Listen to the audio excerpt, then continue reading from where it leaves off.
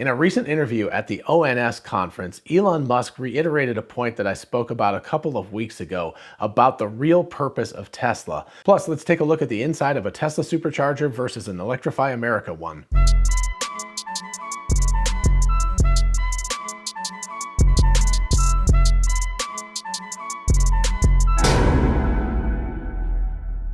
Hey y'all, it's Dr. Know-It-All. So I was kind of hoping to have Full Self-Driving Beta 10.69.1 today, but I don't have it. So we're going to talk about something else instead. First of all, a little bit of relatively light news, at least if you're a Tesla fan. Tesla owners of San Joaquin Valley put a really nice side-by-side picture on Twitter, and I'm going to throw that up here for you to look at as well. On the left, you can see a Tesla Supercharger, and on the right is an Electrify America one. Both of these obviously in the United States. But as Tesla owner San Joaquin Valley says, a picture is worth 1,000 words here. The Tesla Supercharger is mostly actually empty space. It's just a structure for the electrical cabling to go through and for the charger hose to mount to and all of that kind of stuff. And pretty much all of the electronics are up at the top in that top little section of it. The Electrify America charger, on the other hand, is a pretty big mess of stuff. And of course, as Elon Musk talks about, the best part is no part, and the best process is no process, and the best computer board and computer chip, etc., is no computer board and computer chip. So obviously, I know which one of these I would prefer to manufacture and which one I'd prefer to use because I know which one is going to have the most uptime.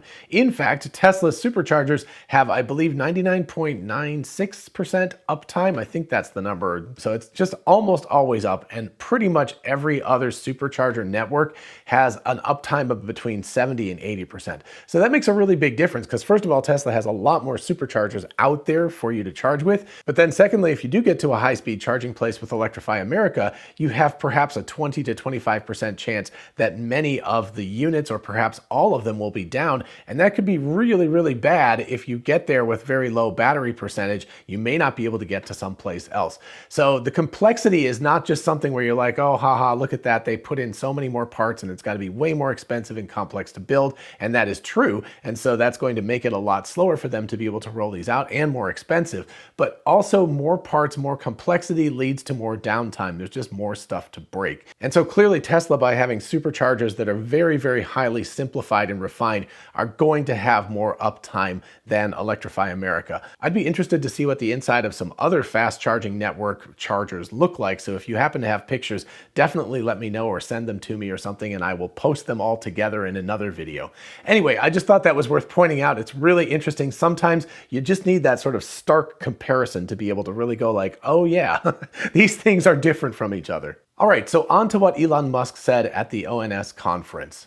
And I've always said that I would say, like, when you look at Tesla, the fundamental good that Tesla does, I think it's not measured by profit, but rather by how many years will Tesla have accelerated the transition to sustainable energy. This is how I think this one should look at. This is your measure of success. Yes, yes. And I think we have accelerated it to some degree already. You know, I think if it wasn't for Tesla, the car industry would have transitioned to EVs much later. So exponential curve or straight line? It is an exponential curve, yes. Okay. So as opposed to most CEOs that are going to talk about their quarterly profit or maybe even their yearly profit if they're very forward thinking, you can hear here how different Elon Musk thinks. He says it's not about profit, it's about accelerating the world's transition to sustainable energy. That is a really, really big deal, and it's a really, really different focus. If the primary purpose of your company is just to make money, you can do that in a lot of different ways, and you can do it in ways that aren't particularly risky. But that's clearly not the way that Elon Musk is built, and actually he talks about that later in the interview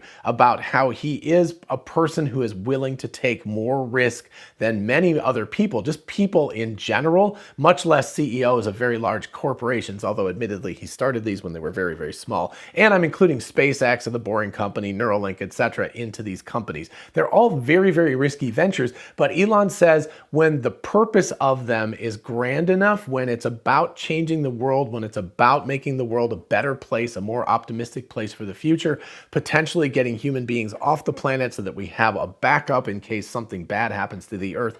All of that kind of stuff is worth the risk. And, you know, he said many, many times, not just at this conference, but he said many times that he did not expect Tesla or SpaceX to succeed when they were born, you know, in their early days, because both of them were so crazy and so stupid. Nobody starts car companies. Car companies are impossible to start. Nowadays, there's a whole bunch of people that start car companies. But back in the early 2000s, no one would have been stupid enough to do that. And by the same token, nobody would be stupid enough to start a space company, because space companies are incredibly difficult. And most companies that were already contracted with the government were already well established and had relationships. And so it was obvious they'd be the ones who would succeed in the long term in space. Now, of course, the future turned out quite different, and Tesla is becoming more and more successful and is the most profitable car company in the world at this point.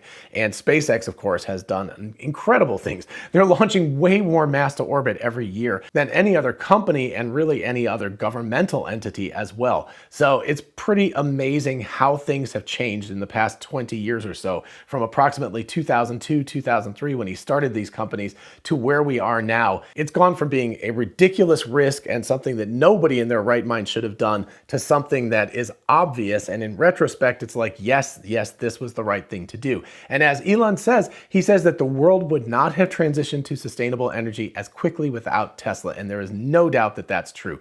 We would still be driving ICE cars for the next decade at least, and people would be producing concept cars, right? They'd come up with bubble cars that looked all crazy and weird and had a couple of batteries in them or something, and people would say, ooh, yeah, maybe in 2040 I'll get one of these.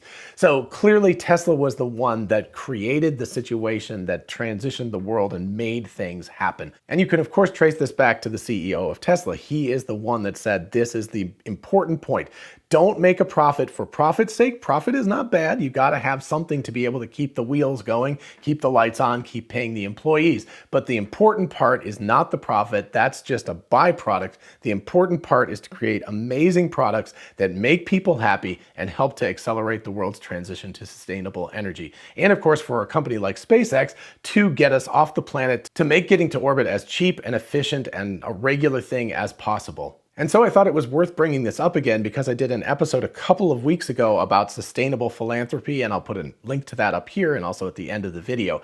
But I talked about how what Elon Musk is doing is disrupting the world of philanthropy. The tradition is commercial companies that focus on profit and make money, and philanthropic companies that focus on doing good for society, but they take money from other people. So they're always begging for money. I'm sure you get emails all the time, or maybe phone calls or something that's like, please give to this cause or this cause or this cause. Those are philanthropic, and they're always asking for money. But what Elon Musk has done is disrupted that, because he's doing something that is doing good for the world, but at the same time, it's profitable. And I talked about that in the previous episode, but I wanted to reiterate that. I think it's massively important, and people just don't quite understand the import of what is going on here. To create a company that is for the public good and does public good, but at the same time is sustainable because it's also profitable, is kind of miraculous, you know? This is the kind of thing that hasn't really existed before. So not only is Elon Musk and his companies disrupting all of the things that they're in, they're also disrupting the very foundation of commercial versus philanthropic entities.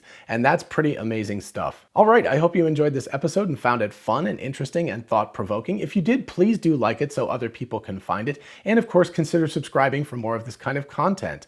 Once again, a quick reminder that a week from now, as I record this, I will be in San Diego for the Fully Charged live show. All of the information and the discount code is in the description, so take a look. As always, a huge shout out to my patrons on Patreon. Thank you all so much for your support. I truly do appreciate it. And of course, if you want to join the team, just check out the link in the description. And if you're interested in a whole bunch of really cool merch, check out our merch store. Link is in the description. We have TeslaBot t-shirts, the Tesla meme t-shirt, Success is a Possible Outcome, 4680 battery cells. All of that stuff is on t-shirts, mugs, tumblers, and on. So check it out. And for those of you interested in investing, check out WeBull, an amazing platform for buying and selling stocks, and now cryptocurrencies like Bitcoin, Dogecoin, and others. Open an account and get a free stock valued at up to $200, and fund your account and get another free stock valued at up to $1,600.